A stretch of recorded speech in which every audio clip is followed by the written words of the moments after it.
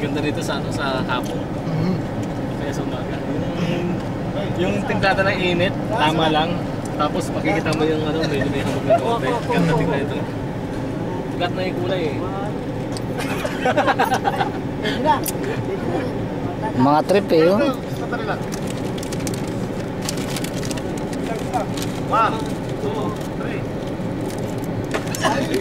Yung naka-background yung ano sa ano. Tara. Close na.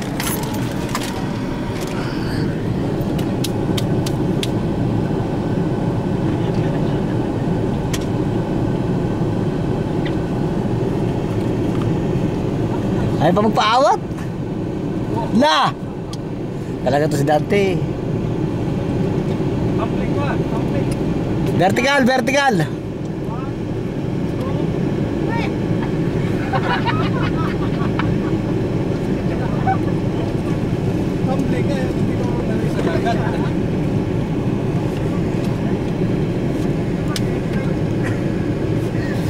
Okay.